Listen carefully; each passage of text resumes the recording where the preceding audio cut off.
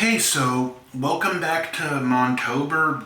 Second video recording today. Second pre-recorded content post Hurricane Helene, and we're here to talk about Late Night with the Devil, which came out earlier this year, starring David Dastmalchian, who gets a well-deserved leading role finally, and he hits it out of the park.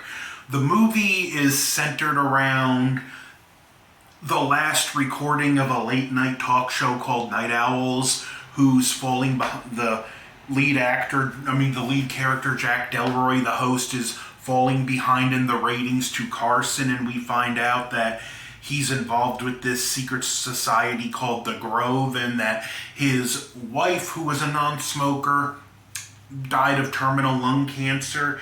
He came back after a hiatus only to fall further behind Carson.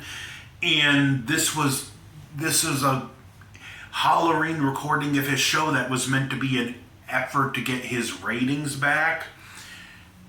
And it's framed as a found footage movie. Off the bat, this film does break that immersion a lot, because whenever they cut to break, we have a camera following them around, which feels odd and off, but overall, I really like this movie. It begins, we see certain people in the audience that immediately strike you, that are in certain costumes that I'm going to go light on spoilers, so I'm not going to go too much into certain details, but keep an eye on them.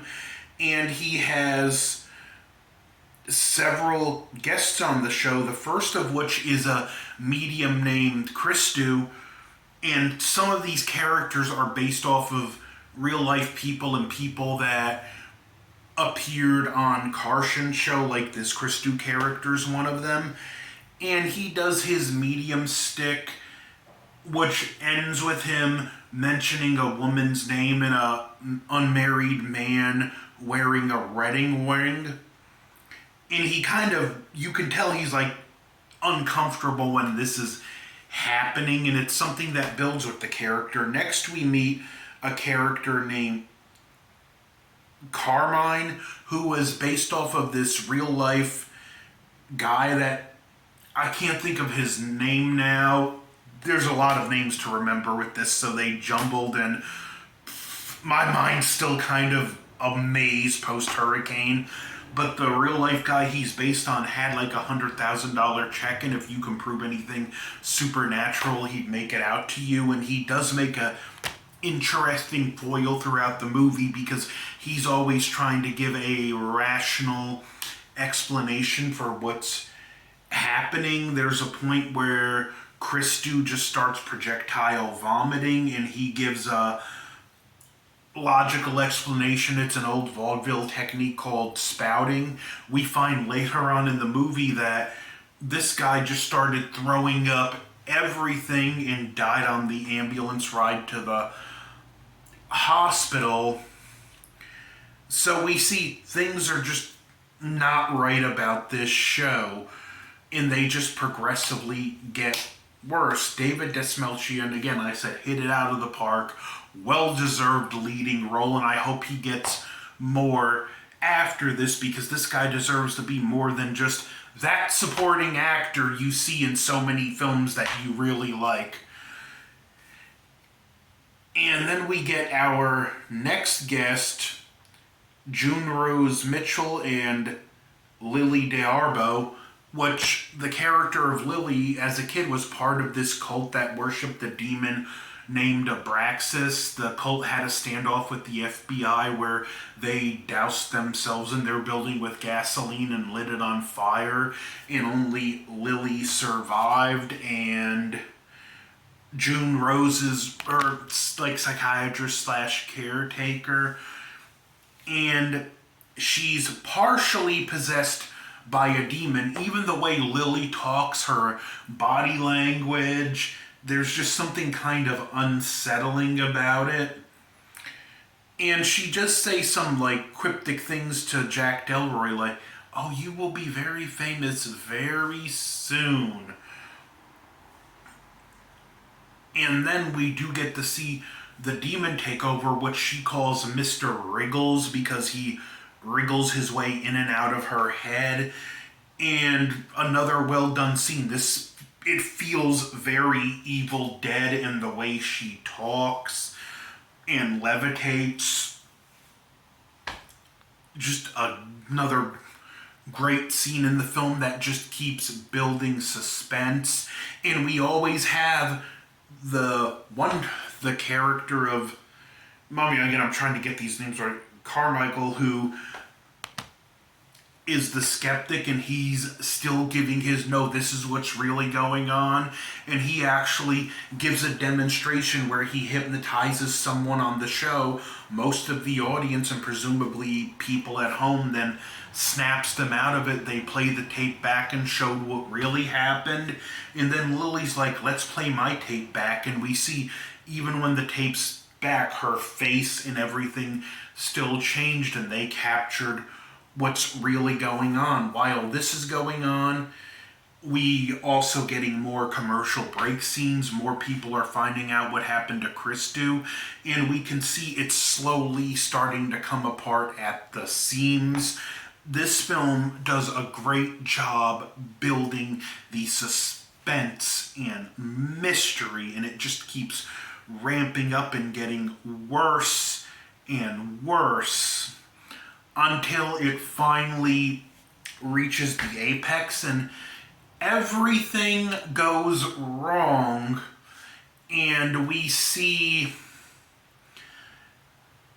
visions into the head of what I believe is Jack Delroy. It's kind of hard to describe without going into spoilers, and I'm not going to really describe these parts because it would do the film a disservice.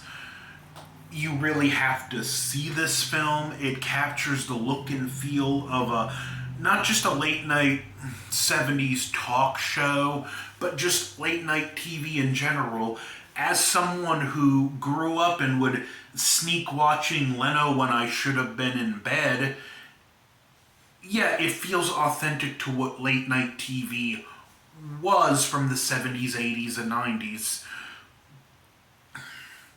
And it captured that really well as a lot of the film is shot in old school standard definition, and they even give it they do give it a good low resolution, authentic look. Even when you're watching it on your LCD TV, it still kind of has that feel of an old CRK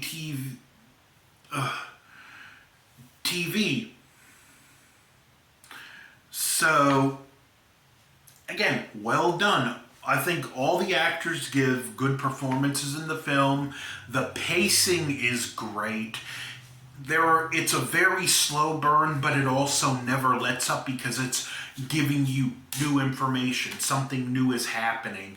You have your skeptic character that's a constant foil, and it just balances all these acts really well. I've heard about people raving about this film back in April, was it? And, I can see why. This was a really solid, old school, slow burn horror movie that will leave you questioning what really happened.